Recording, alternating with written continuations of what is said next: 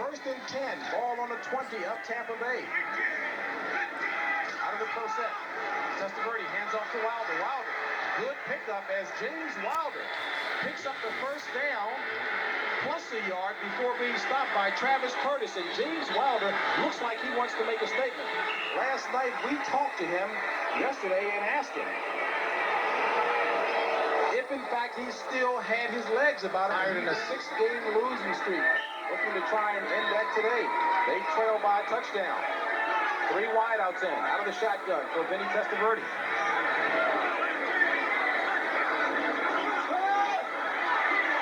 With time, Testaverde goes up top, and it's complete to Bruce Hill, and he takes it out of bounds just shy of midfield. Now, see, that's what everybody wanted. Now you hear them screaming. They're happy about that. Well, we'll ask Ray Perkins about it, but it didn't look like a bad call to me. It still kind of set up that passing play. After the game, you can ask them. I'm gone. I'll be more than glad, too. A 17-yard pass play gives Tampa Bay the first down, ball at their own 48, with 40 seconds remaining in the half.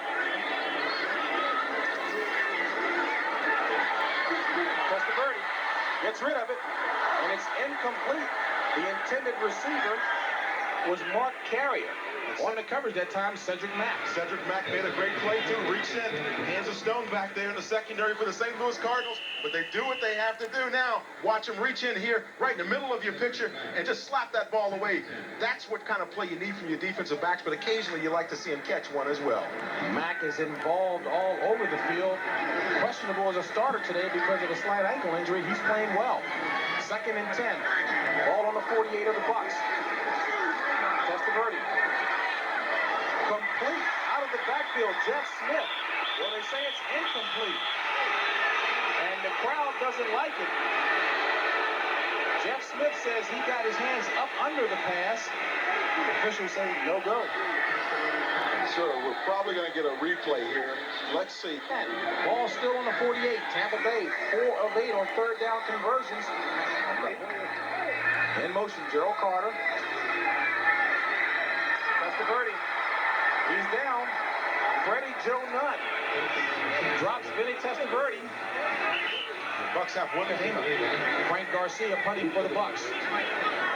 Garcia at his own 30. 23 seconds remaining in the half.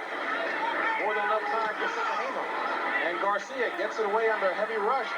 Sikahema takes it at the 19. He's across the 30. Sikahema dropped at the 33-yard line, so St. Louis will have 12 seconds. Cardinals, Gene Stallings told us they're having their best season. They are really playing well. Louis Sharp is probably ready for the Pro Bowl. And with 4 wideouts in, St. Louis calls this their white package. Lomax won't get anything away. He's slammed to the ground by Ron Holmes, so give the sack and the credit to Ron Holmes, 3rd-year player out of Washington. That was a nasty sack, too. Did you see where he just grabbed him in the back of his shoulder pads and yanked him to the ground?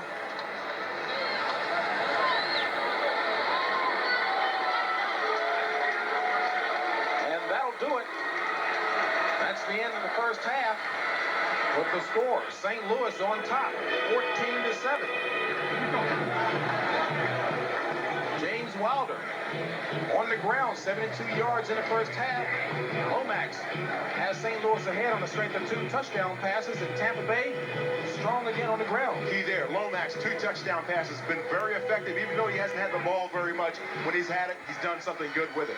And don't forget, coming up, Brent Musburger, Irv Cross, and Jimmy the Greek in our New York studio. When you look in the fact that Minnesota won their game against the Detroit Lions. And what they've got to hope for is Minnesota to drop their game against the Redskins, and they win their last game against Dallas in Dallas. And that gives them a little bit of a shot to make the playoffs in. If something good happens with the Los Angeles Rams playing the 49ers. From the Tampa Bay standpoint, they're mired in a nasty 6-game skid. They're trying to break that skid. As you take a look at the upcoming schedules for all the teams involved in that wild card playoff picture. You see St. Louis at Dallas, Minnesota at Washington, and the Rams at Dallas. Against Dallas tomorrow night in San Francisco. Monday night against Dallas in Dallas, and then in San Francisco the following week. Excuse me. And And we're underway. Jim Gallery kicking off. And Bobby Futrell downs it. So Tampa Bay will start at their own 20. As we get started with the third quarter of action here. And Vinny Testaverde trots onto the field, showing some patience. Then again, I don't know that he has any other option in the matter in terms of running with the ground game as much as he has been in the first half. Because you know Ray Perkins is calling those plays. But Vinny Testaverde he's done fairly well in the first half. I'd like to have him throw the ball a little bit more. I would personally, but the running game has been working very well for the Tampa Bay Buccaneers. Stick with it. That offensive line's been blocking well. In motion, Carter. Testaverde, back to pass. Has time, flag on the play, and it's complete and dropped by Gerald Carter. Carter with the classic mistake of running with the ball before seeing it in, but there is a flag on the play, and preliminary indication seems as if it's going to go against Tampa Bay.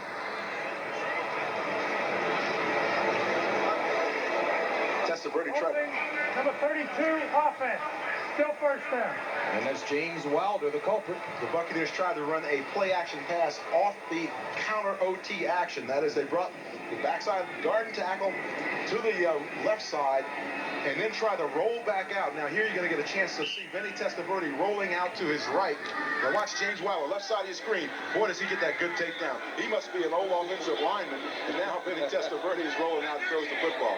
And Testaverde having to start now from his own 10, first and 20. And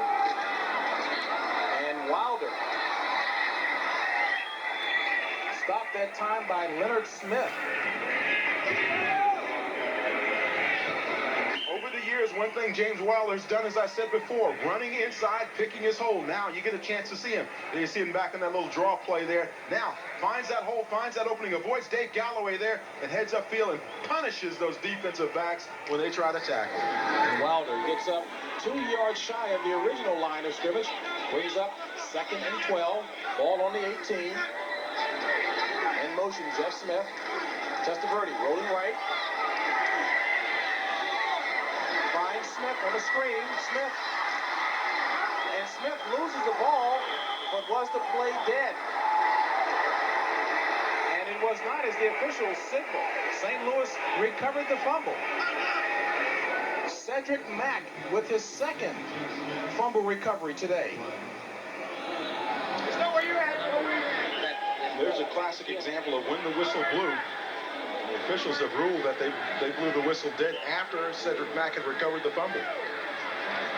We got a player down on the field. And here's a look at the play. Now watch.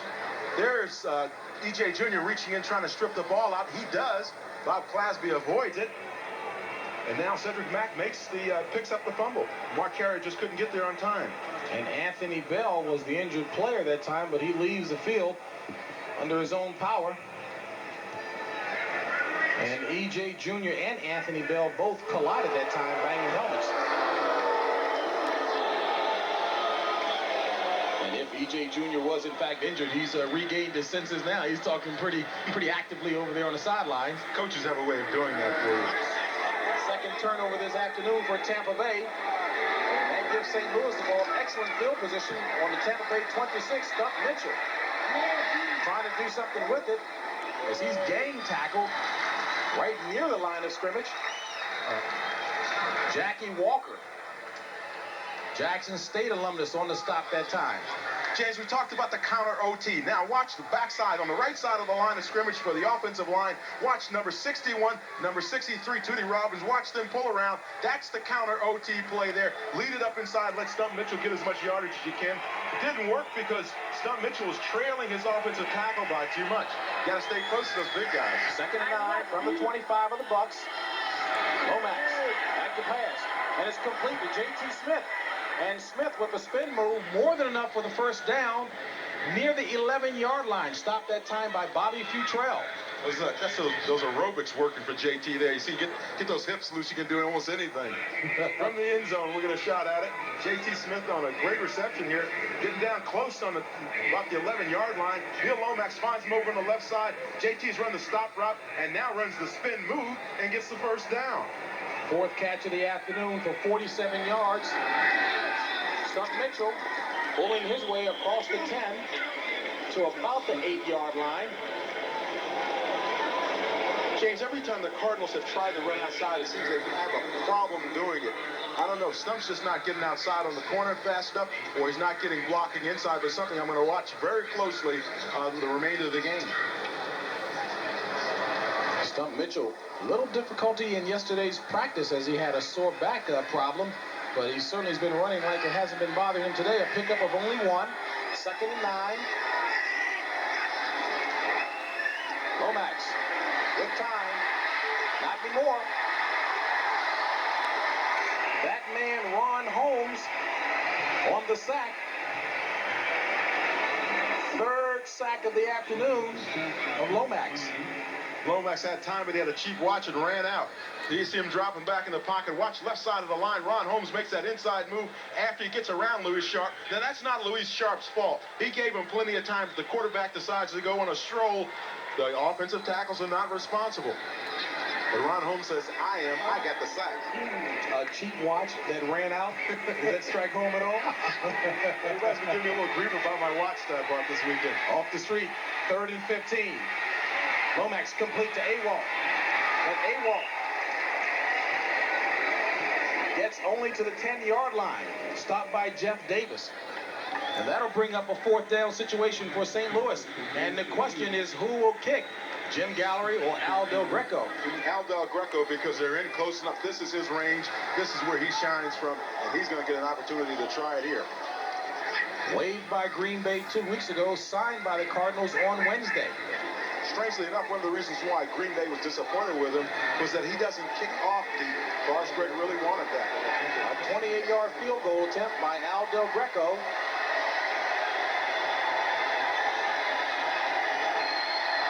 It's up. And it's good. So Al Del Greco boots the Cardinals out in front by 10. They lead at 17-7, 10:52 remaining in the 3rd quarter.